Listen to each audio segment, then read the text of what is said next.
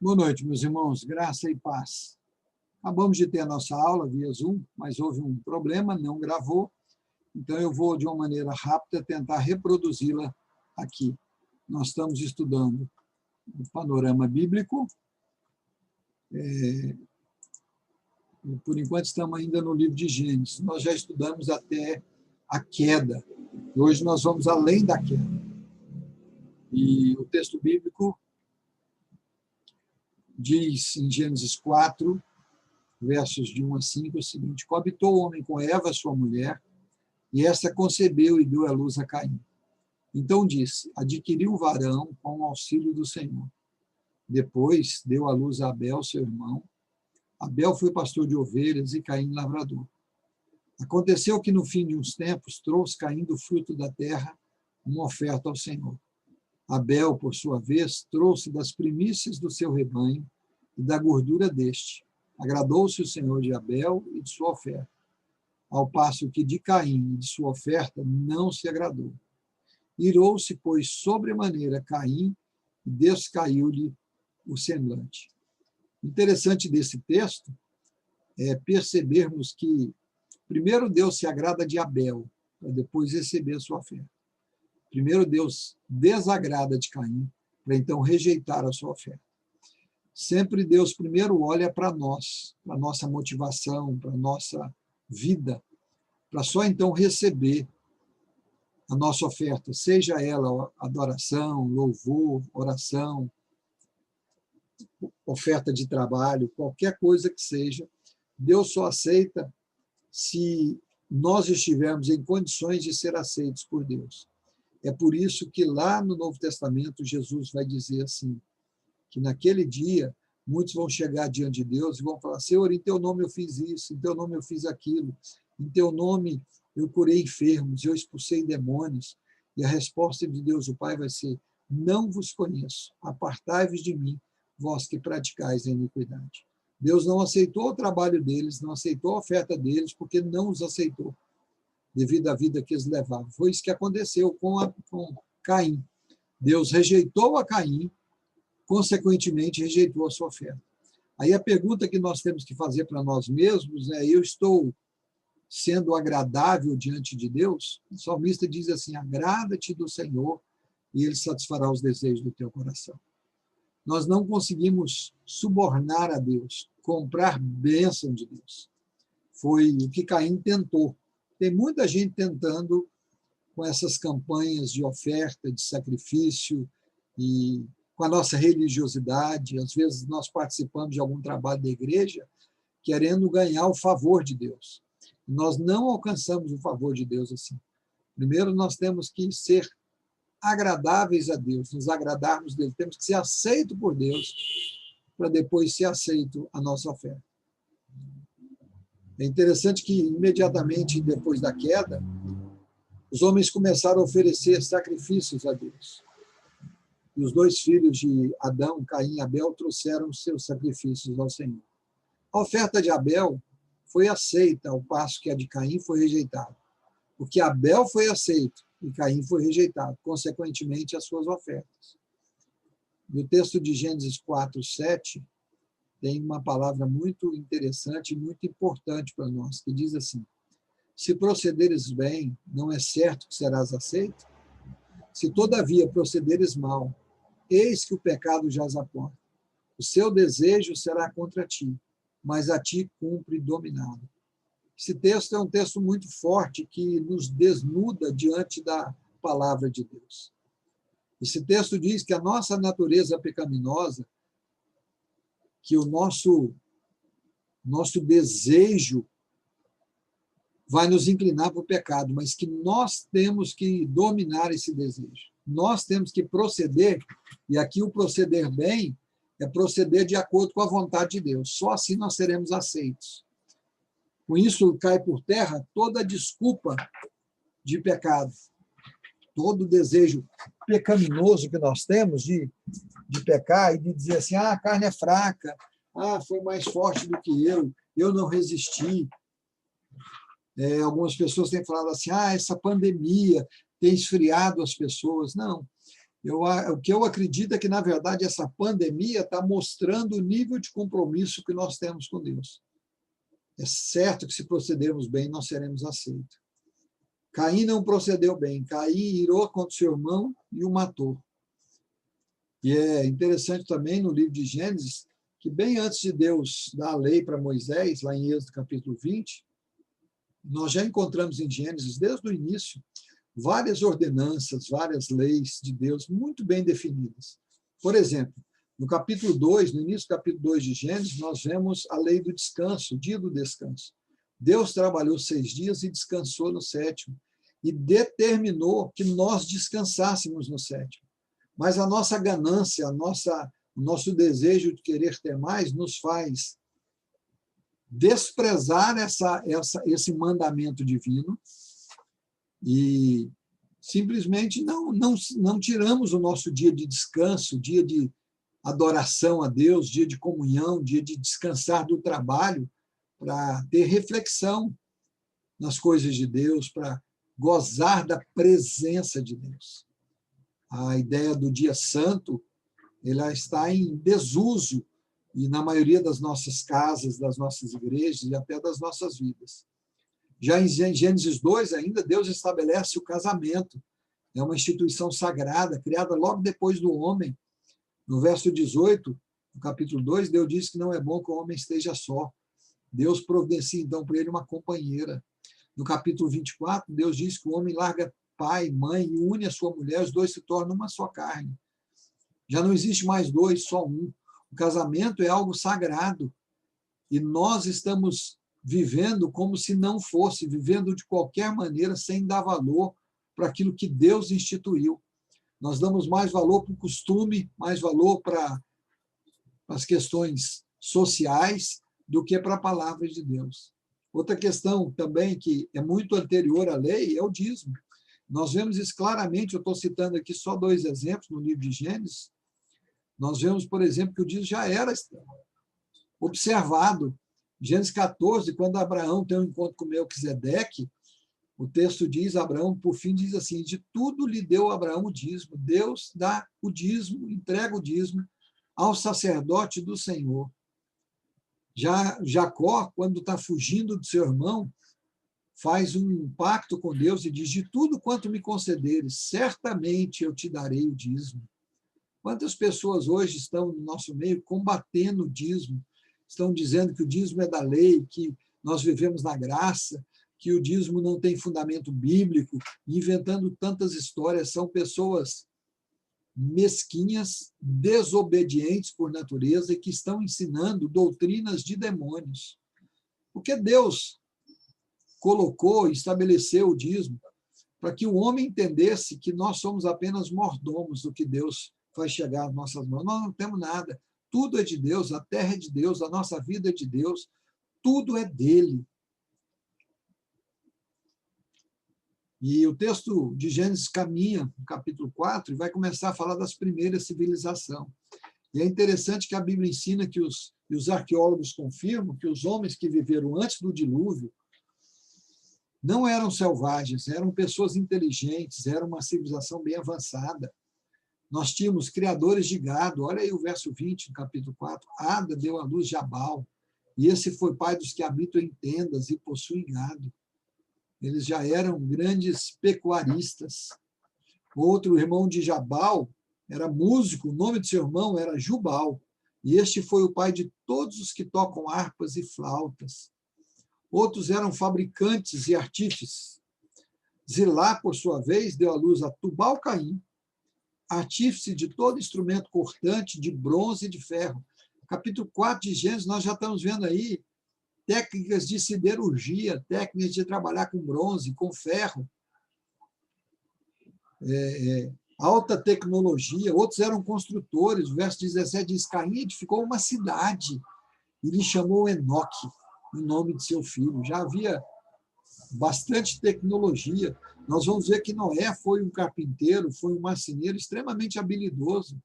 Quando Deus dá ordem para ele, faz uma arca de tábuas de cipreste, nelas farás compartimentos e calafetarás com betume por dentro e por fora. texto continua e diz, assim fez Noé, consoante tudo a que Deus lhe ordenara. Noé constrói a arca exatamente no modelo que Deus deu. Ele viu o projeto de Deus e construiu aquela arca. E levou muitos anos construindo aquela arca. Enquanto ele construía a arca, ele pregava o evangelho. A graça, a misericórdia de Deus estava sendo espalhada durante esse período. Mas o texto diz que, com a multiplicação da humanidade, também multiplicou o pecado. Deus resolveu tomar uma atitude de juízo, porque o nosso Deus é um Deus santo. E aí Deus, então, envia o dilúvio. E é interessante que a narrativa bíblica do dilúvio é muito simples e direta. Ela é registrada porque é um relato verídico da história da redenção.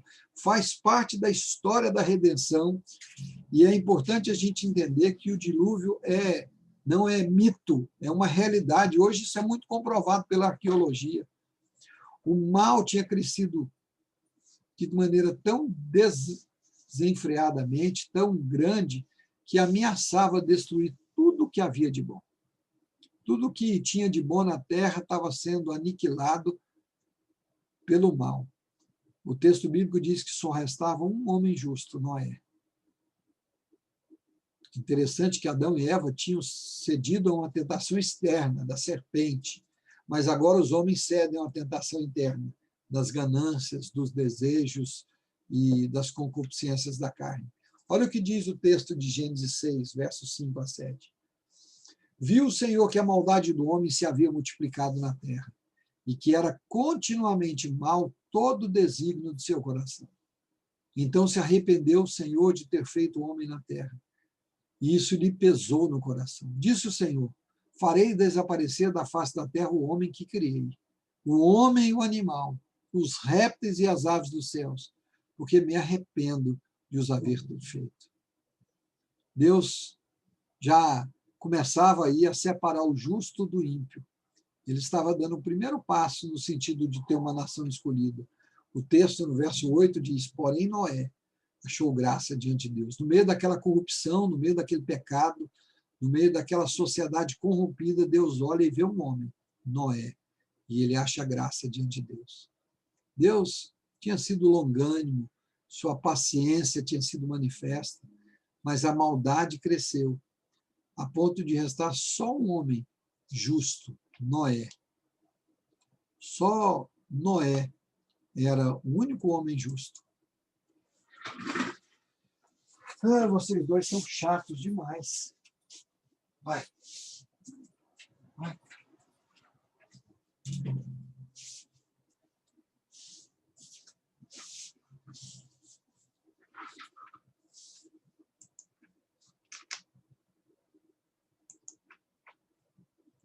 A terra estava corrompida à vista de Deus e cheia de violência. Viu Deus a terra, e eis que estava corrompida, porque todo ser vivente havia corrompido o seu caminho na terra. Então disse Deus a Noé, resolvi dar cabo de toda a carne, porque a terra está cheia da violência dos homens, e eis que eu os farei perecer juntamente com a terra. Que palavra forte de juízo de Deus. O juízo de Deus sempre se manifesta diante da iniquidade. Olha o que mais que ele fala para Noé. Porque estou para derramar águas em dilúvio sobre a terra, para consumir toda a carne, em que há fôlego de vida debaixo dos céus. Tudo que há na terra perecerá. Contigo, porém, estabelecerei a minha aliança. Entrarás na arca, tu e teus filhos, e tua mulher, e as mulheres de teus filhos. É interessante que, apesar de Deus querer destruir toda a humanidade, ele olha, contempla Noé, e a graça de Deus o alcança, e Deus resolve salvar Noé e toda a sua casa. Outra coisa muito interessante no relato bíblico é que depois que Noé e a família entrou na arca, juntamente com os animais, houve um intervalo de 7 dias antes de começar o dilúvio. 7 dias em que Noé e os seus estavam dentro da arca, e o povo de fora zombando, abusando, dizendo, quem sabe, que Noé estava doido, tinha que era fanático, e Noé pregando para eles, e eles não queriam amolecer o seu coração. Deus, nessa manifestação do seu juízo, do seu julgamento, salvou 8 pessoas de toda uma humanidade. Algumas observações rápidas sobre o dilúvio. O relato do dilúvio está registrado em Gênesis 6, 1 até 8, 14. E não pode haver nenhuma dúvida que esses capítulos descrevem um grande relato histórico. Há incontáveis provas científicas e arqueológicas provando a existência de um dilúvio. Todas as sociedades, todas as nações, todas as etnias têm história de dilúvio. Algumas muito parecidas com a bíblica, outras com algo mais que foi floreado, mas toda a etnia tem uma história sobre isso. Há inúmeros relatos arqueológicos, arqueologistas muito conhecidos, famosos, que atestam isso. A própria existência de fósseis de animais marinhos, por exemplo, em grandes cordilheiras, comprovam que um dia aquilo estava submerso à água, que um dia aquilo foi alagado, estava sobre as águas. É importante a gente entender que nenhum outro acontecimento dos primórdios da história da Bíblia é tão amplamente confirmado como o dilúvio. Mas há um grupo de pessoas, principalmente alguns teólogos liberais, que dizem que isso é mito, que isso é uma história da carochinha. Não é. O dilúvio é um fato histórico, registrado, bem registrado e comprovado. O dilúvio não foi uma mera catástrofe física, não foi um tsunami apenas, foi um acontecimento de tremendo cunho moral. O dilúvio foi um juízo exercido por Deus. A consequência da apostasia foi a destruição da raça. Nós deveríamos, ao ler sobre a história do dilúvio, tremer as nossas bases.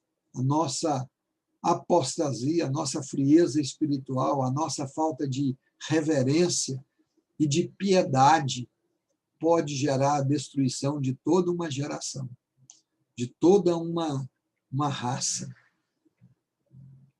Nós temos vivido como se isso não tivesse nunca acontecido e nem vai acontecer. Daqui um pouco nós vamos estar estudando sobre Sodoma e Gomorra, que nada mais é que uma repetição do dilúvio, só que agora localizado. Quem pode dizer que a destruição das duas cidades japonesas também não é um exercício do juízo de Deus? E aí nós chegamos, então, no capítulo 11, que vai contar a história da Torre de Babel. Depois do dilúvio, o mundo tem um novo começo. Teve um primeiro começo no Éden, onde tudo era perfeito, onde o homem foi criado por Deus em perfeição, em santidade, em capacidade intelectual, moral e espiritual de escolher corretamente, de escolher a coisa certa, mas após o pecado ele perde essa capacidade, porque a partir de agora todas as suas escolhas estão inclinadas para o mal. É isso que repete em Gênesis capítulo 4, verso 7, quando diz que os nossos desejos é contra nós, mas nós temos que dominá-lo. Mas o homem, em vez de obedecer o que Deus havia mandado, já aqui, após o dilúvio, Deus fala para Noé, abençoou Deus a Noé e seus filhos e disse, sede fecundos, multiplicai-vos, enchei a terra. Eles construíram uma torre de Babel em rebeldia contra Deus. Em vez deles quererem cumprir o que Deus falou e encher toda a terra, eles queriam ficar concentrados e ter o poder de Deus.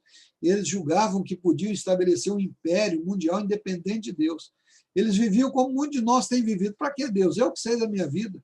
Eu não preciso buscar a Deus. Eu não preciso perder tempo de ir na igreja, de ler a Bíblia, de participar de estudo bíblico, de escola bíblica dominical, de culto de oração. Eu tenho mais o que fazer. Eu tenho que trabalhar, tenho que ganhar meu dinheiro, tenho que cuidar da minha família. E arruma 1 milhão de desculpas para descumprir o que Deus determinou.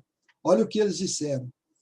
Disseram, vinde, edifiquemos para nós uma cidade, uma torre cujo topo chegue aos céus e tornemos célebres o nosso nome, para que não sejamos espalhados por toda a terra.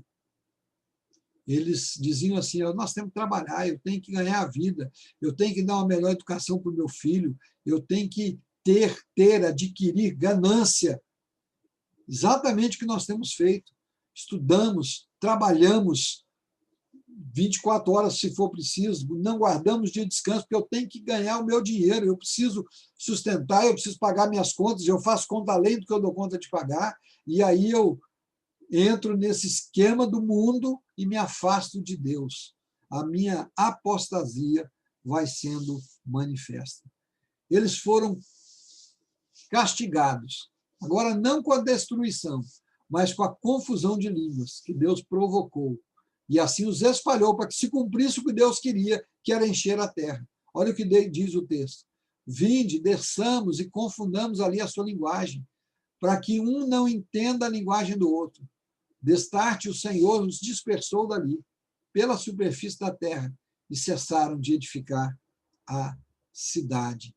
Agora eles são dispersos por Deus através da confusão de línguas. Então, cada um que falava o mesmo dialeto, o mesmo idioma, foi tomando seu rumo. E aí houve a povoação de toda a terra. É interessante, eu quero finalizar com isso, deixando para vocês pensarem que no Pentecostes acontece o inverso. Se em Babel Deus misturou as línguas, no Pentecoste ele faz com que as línguas sejam unificadas. O texto, é interessante a gente dizer isso, as pessoas falam, mas falavam em outras línguas. Alguns textos da Bíblia, de Atos, diz isso. Mas o texto do Pentecostes não diz que eles falavam em outras línguas, diz, nós os ouvimos falar em nosso próprio idioma. Eles ouviam, talvez o milagre tenha sido da audição e não da fala, porque enquanto Pedro pegava, eles ouviam falar na sua própria língua. Que Deus nos abençoe, desculpe ter que regravar, porque houve uma falha e não ficou gravado. Na semana que vem nós vamos dar sequência, entrando na história dos patriarcas, começando com Abraão. Vamos a Abraão, Isaac, Jacó, José, e vamos caminhar aí mais 1, 2 ou 3 aulas até terminar Gênesis. Que Deus nos abençoe, complete essa palavra em nossos corações.